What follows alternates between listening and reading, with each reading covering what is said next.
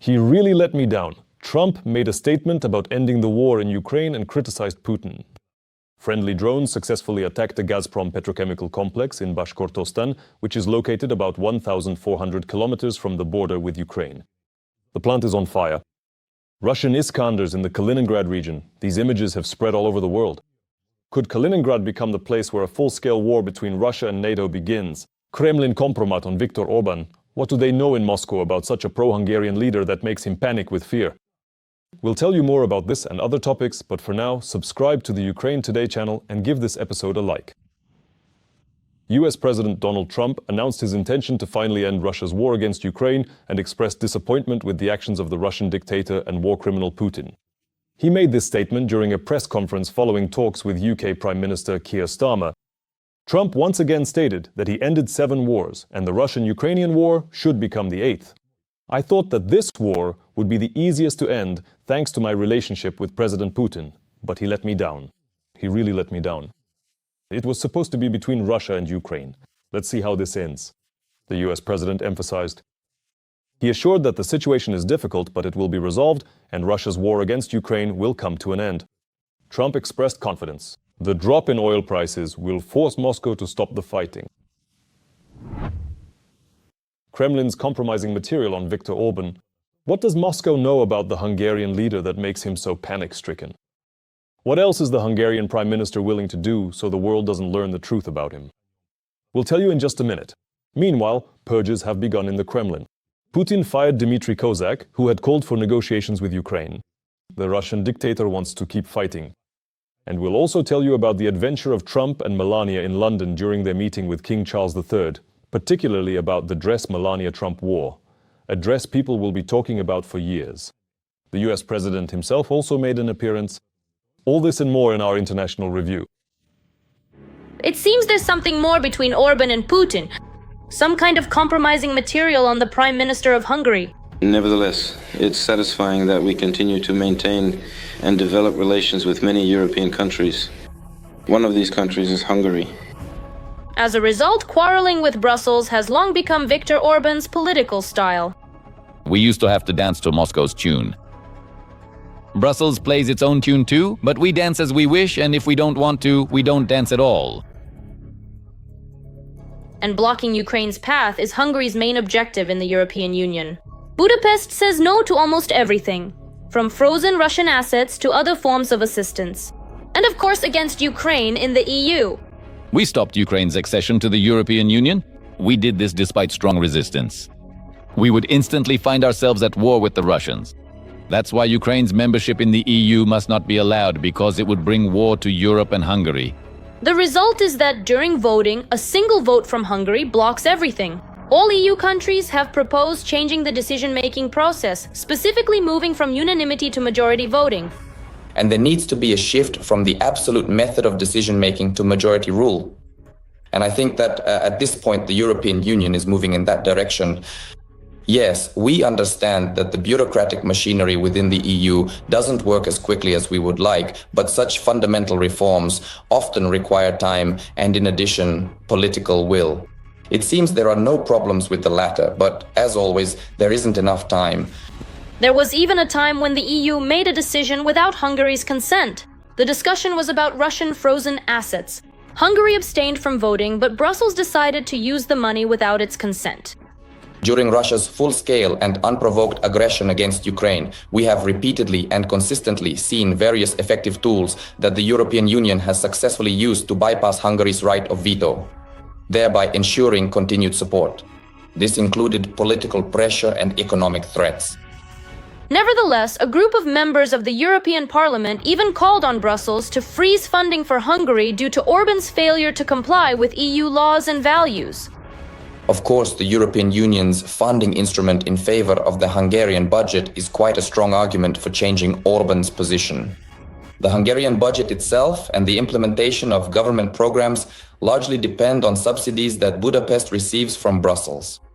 That's why this mechanism has been used repeatedly, and I think it will continue to be used in the future until political reform is implemented and important decisions can be made without significant pressure and without having to take Orbán's opinion into account. But just imagine, up until around 2009, Orbán was a staunchly anti-Russian politician, but then something suddenly changed in his stance and he began to play by the Kremlin's rules. We need to understand that you can't make deals with the Russians unless it's some kind of encrypted 10-year agreement where it's not clear who they are, what specific economic calculations it's based on, or how it will even affect Hungary's development. And the reason for all this is supposedly some compromising material that Putin has on Orbán, which, as reported, is what changed his rhetoric. Back in 1990, the Hungarian Prime Minister allegedly received a suitcase full of money from a Russian crime boss, and the handover itself was recorded by a hidden camera. But the issue may not even be limited to just that. Orbán himself, it is widely known, is personally dependent on Russian money, and his current political position is nothing more than a pure and undeniable manifestation of political corruption in favor of a hostile foreign state, be that always and... For Orbán himself, personal enrichment is no less important. Through business and connections with Russian oligarchs, he has become the richest man in Hungary, as evidenced by his mansion worth 45 million euros. Since Orbán does not serve the interests of the Hungarian people, nor does he take into account the interests of Europe or Ukraine, it is reported that he could lose power as early as 2026. We are awaiting the next parliamentary elections in Hungary with cautious optimism because there is a high probability that Orbán will finally lose. And a party will come to power that is more Europe-centric and, at the same time, clearly supportive of Ukraine. For now, however, Orbán remains the gateway through which Putin can influence the European decision-making process. And this, of course, poses a threat both to the peoples of Europe and to Ukraine. Ukrainian President Volodymyr Zelensky has reported that Ukrainian forces are conducting one of their counter-offensive operations in the Donetsk direction, in the area of Pokrovsk and Dobropilya. According to the head of state, at first the Russian army tried to break through in the Sumy region, but later shifted its focus to Donetsk. In fact, our forces are depriving the occupier of the ability to carry out a full-scale offensive operation in this direction, which they had been planning for a long time and were counting on, Zelensky noted. Russian Iskanders in the Kaliningrad region, these are images that have circulated around the world. It is quite likely that it is Kaliningrad that could become the place where a full-scale war between the Russian Federation and NATO might begin. Why this particular city? Is the North Atlantic Alliance ready for such a scenario? And then, a minute later, at the same time, Ukrainian drones attacked the Russian city of Volgograd, where the Lukoil facility is located. All the details coming up. The starting point, Russia's war with NATO, begins in the Kaliningrad region. Kaliningrad is undoubtedly one of the most important regions of Russia, our outpost in the west. The Kremlin is preparing new provocations. The Russian army has moved Iskander missiles closer to NATO's borders. The alliance has declared its readiness to strike Kaliningrad instantly. The Kaliningrad region is the westernmost region of the Russian Federation and is an exclave completely separated from the main territory of Russia by other countries. Russia has in fact turned the Kaliningrad region into a military base. The main formation includes ground forces, aviation, as well as the largest naval base of the Baltic Fleet. The Russian enclave has always been militarized. It is located in a way in the heart of the NATO space between Poland and the Baltic Sea, with Belarus nearby, and with the deployment of tactical nuclear weapons and missile systems there. Looking ahead, this clearly indicates that Kaliningrad is steadily becoming a particularly specialized and increasingly militarized zone, a development which undeniably creates significant and growing security risks for the entire North Atlantic Alliance. Kaliningrad very often becomes the center of Russian saber rattling. In this way, Putin is testing the waters of NATO's capabilities. For example, during the joint Zapad 2025 exercises with Belarus, the military practiced combat operations on the territory of the Kaliningrad region. After that, the Kremlin transferred Iskander missile systems there, which posed a threat to 6 alliance countries. Undoubtedly, this is probing NATO's reaction, testing its capabilities, and checking its response protocols. Certainly, these mirrored actions are a matter of very close and continuous attention for the highly experienced general staffs of the respective opposing countries.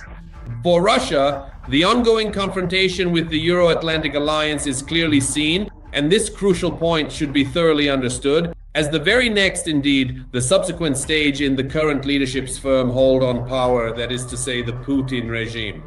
The current Putin regime absolutely cannot exist in conditions of genuine peace, and it certainly cannot exist in a state of truce. As of this very moment, it can exist only in a perpetual state of ongoing war. According to experts, all the provocations by the Russian authorities in the Kaliningrad region currently amount to nothing. From a military standpoint, Kaliningrad is by no means a dagger in the back. It is a vulnerable location.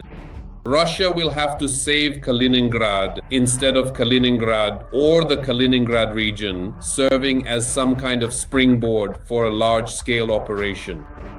Most of the military units in the Kaliningrad region are empty now, since their personnel have been sent to Ukraine. Overall, the Kaliningrad region is the Achilles heel of Europe, specifically for the Russian Federation. Back in July, NATO allies announced the creation and plan for the neutralization of the Kaliningrad region, which is intended to counter threats from Russia and ensure global deterrence.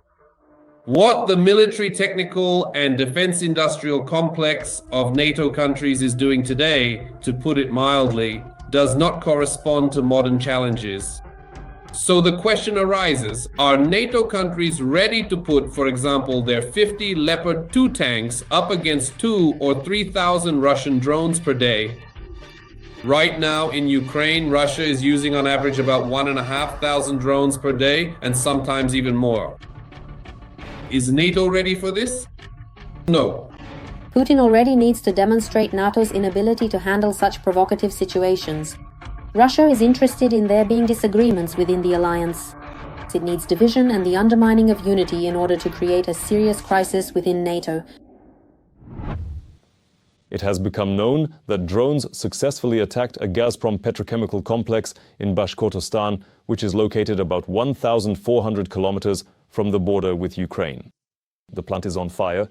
According to preliminary information, the UAV struck the heart of the plant, namely the unit that first purifies oil from water and salts and then turns it into gasoline, diesel and kerosene fuel oil. The authorities of Bashkortostan have also confirmed the fact that the refinery was damaged. Ukraine is preparing to take back Crimea, with powerful strikes occurring several times a week on the temporarily occupied Ukrainian peninsula. Drones and missiles are scorching the ground beneath the occupiers' feet. Which countries are already ready to help the armed forces of Ukraine reclaim Crimea? More on this coming up. Crimea in the crosshairs. The temporarily occupied peninsula is at the center of attention for Ukrainian special services.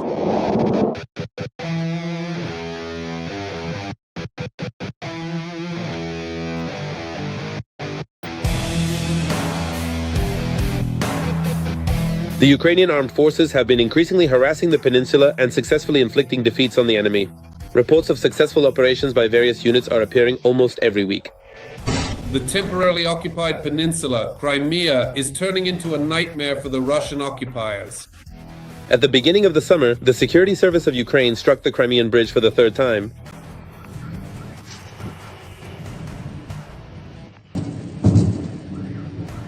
The underwater supports were severely damaged at the seabed level. This was made possible by 1,100 kilograms of explosives. As a result, the bridge was effectively in an emergency condition. And then, Ukrainian armed forces drones paid a visit to the Russian invaders' airbase in Vardiske near Simferopol, where they successfully struck 2 enemy Mi-8 helicopters. Their estimated value is up to $30 million, as well as the damaged Russian tugboat.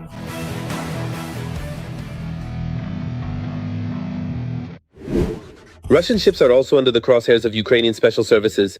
At the same time, the SBU destroyed a Russian Black Sea Fleet ship near Novorossiysk.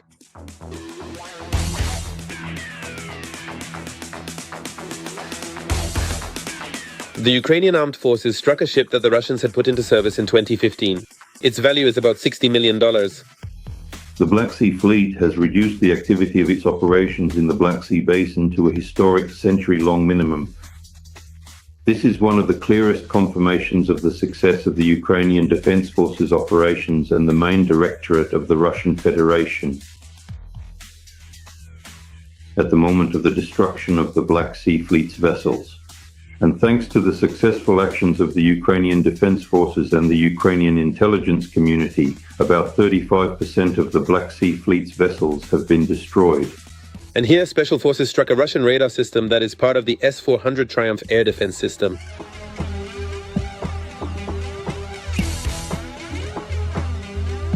Here is another Yenisei radar from the S-500 system.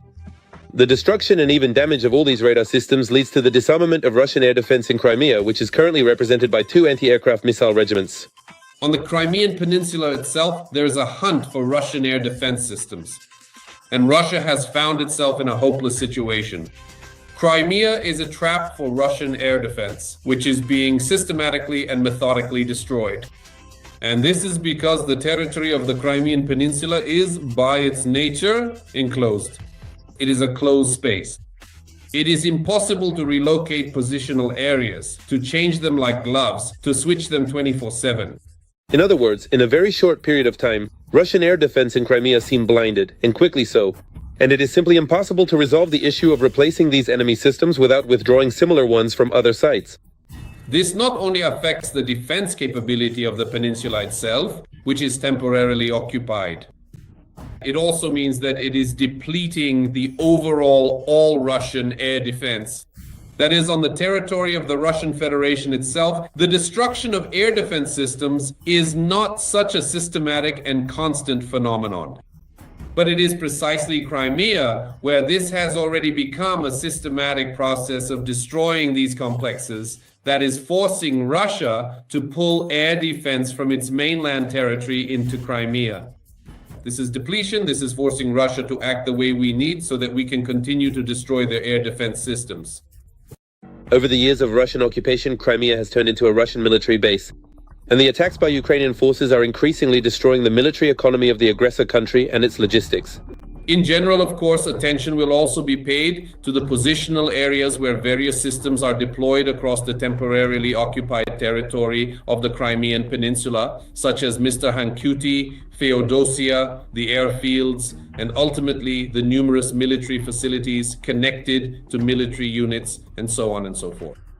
That is, there are quite a lot of targets across the peninsula today that should be struck, whether by kamikaze drones, attack drones, or something more powerful with a larger warhead. Crimea is Ukraine, so the armed forces of Ukraine will continue to strike military targets and legitimate objectives until the Russians leave Crimea and free the temporarily occupied territory. They not only abduct them, but also forcibly turn them into Russian soldier killers. The aggressor country has created an entire industry for the militarization of stolen Ukrainian children. We will tell you how this Putin's factory for producing war criminals operates. Every voice matters. Join our community, support independent journalism and help us bring you the truth from Ukraine. Become a member of Ukraine Today. Join us now. Karina. Teachers from schools in Yevpatoria used to come to us. At the camp, we were taught standard subjects, but with a focus on the Russian language and Russian history. It says something completely different there. That is, that Ukraine is supposedly so bad that they once illegally conquered some cities or something like that. Russia has created hundreds of institutions for the re-education of abducted Ukrainian children. We're talking about a system of forced ideological and military training deployed on an industrial scale. Programs for the militarization of children are in many cases directly organized and controlled by the Russian state. There is not a single abducted child. There are in fact children who were bravely rescued by our dedicated soldiers, often at the significant cost of their own precious lives. They were pulled out of dangerous combat zones at great personal risk and subsequently evacuated to safety. Researchers from Yale's highly respected humanitarian research lab have recently presented a comprehensive new report documenting the immense scale of this unfolding catastrophe. Well, they told us not to put on a show for childless European grandmothers. We told them that they had stolen 20,000 children, and they replied that at most the issue concerns hundreds of children. I think it's important not to focus on the number, but on the very fact that the Russians have admitted to abducting children. At least 210 institutions have taken in Ukrainian children since 2022. Of these, 156 were documented only very recently. Every morning at 8 o'clock, you stand and listen to the Russian national anthem, or they could lock you up in solitary confinement. They forced the girls to braid their hair into 2 braids and weave ribbons into them, those with the colors of the Russian flag. From summer camps and sanatoriums to military bases and even a monastery. Here, minors are forced to undergo a course of militarization. The first cases were recorded at least as early as 2015, when children from the occupied regions of Donbass were taken to camps under the supervision of so-called militia members. In recent years, this network has expanded. Today, it covers an area of more than 5,500 kilometers from the Black Sea through Siberia to the Pacific coast and includes 59 regions of Russia and the temporarily occupied territories of Ukraine. The harshest camp for teenagers is in Chechnya. It's called Gorny Kliuch, Mountain Spring.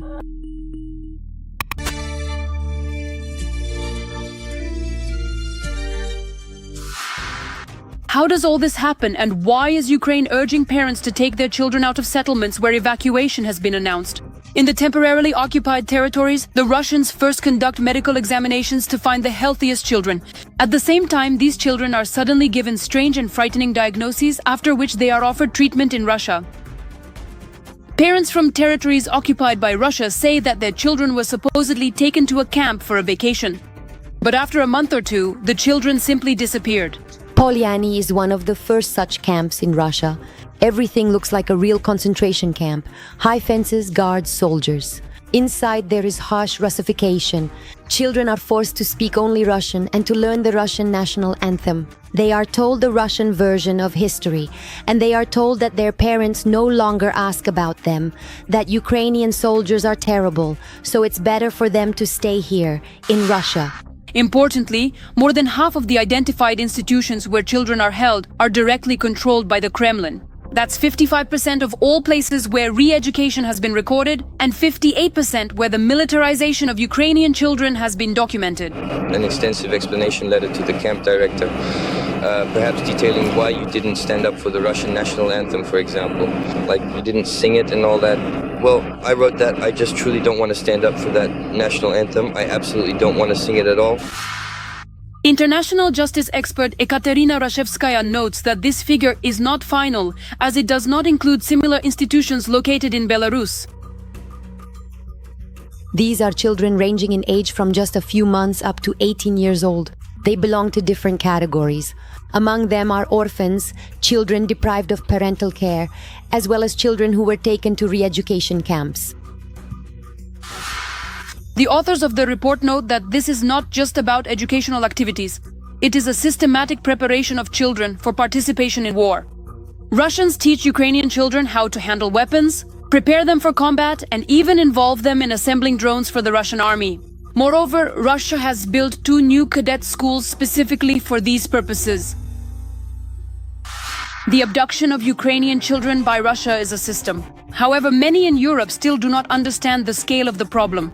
Ukrainian international lawyers are now gathering evidence to hold Russia accountable for these actions in court. These children suffer from severe psychological trauma and post-traumatic stress disorder, and it is not easy to help them return to a normal life in Ukrainian society. Some of them spent not just months but years in Russia. They were re-educated, brainwashed, and everything Ukrainian in them was destroyed. This is not just abduction, this is genocide. Russia's goal is to erase Ukrainian identity. The witch hunt continues. On September 17th, the Dorogomilovsky court of Moscow arrested entrepreneur Yevgeny Chichvarkin in absentia on charges of spreading fake news about the army and failing to comply with requirements for foreign agents. Earlier in March, the prosecutor's office requested that a criminal case be opened against the businessman for violating the legislation on foreign agents. And on July 10th, Chichvarkin was declared wanted. Our journalists know all the details. Watch and don't forget to like this episode. A court in Moscow has arrested Russian businessman Yevgeny Chichvarkin, who lives in London in absentia. They've already put me on the wanted list. They're looking for me. Bastrikin with a magnifying glass. He's searching with a magnifying glass. There's actually a photo of Bastrikin with a magnifying glass. He is accused of spreading so-called fakes about the Russian army and of evading the obligations of a foreign agent. I consider my freedom of speech a big part of myself, a major asset. Anyone who has deliberately left the country and committed truly vile acts, openly rejoicing at strikes on Russian territory and actively wishing victory to the brutal Nazi bloody Kiev regime, must clearly understand that not only is he absolutely not welcome here, but if he ever dares to come back, a long stay in Magadan is absolutely guaranteed for him. For 3.5 years of the full-scale invasion of Ukraine, the Russian authorities have tried to pressure those who left, so that they would stay silent, inventing all sorts of labels for them, imposing fines and confiscating their property. Then let them do it abroad, serve the interest that he wants to serve there, rather than staying here and getting into the heads of millions of our citizens and promoting some kind of non-traditional values. You understand? Well, that's why. If you take away the propaganda, then the only national idea left, besides unconditional greatness, is making money. That very propaganda was shouting at the top of its lungs and trying in every possible way to humiliate the so-called foreign agents. Now back to our sheep, to one of the most picturesque representatives of this biological species. Just take a look at him. Can you imagine how many times a day you have to lick your fingers and twist it like this, twist it over and over again? And all that saliva just stays there. Oh, and for what? To look like a cross between Taras Bulba and Salvador Dali. And thank the Lord that all people like them have left. For some reason, we engage in dialogues with these people. For some reason, we accept something from these people instead of just saying, you're an enemy of my country. But nothing helped.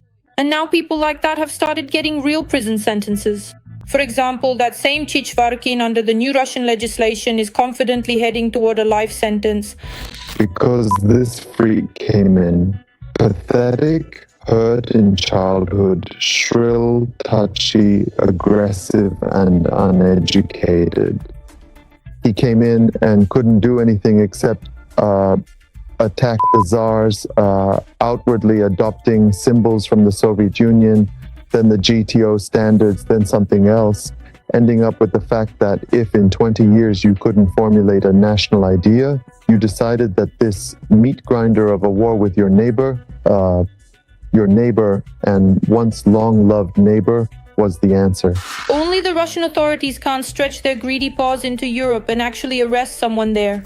Of course, I would really like to get revenge, and I definitely will, and in fact I already am, and I will keep doing it.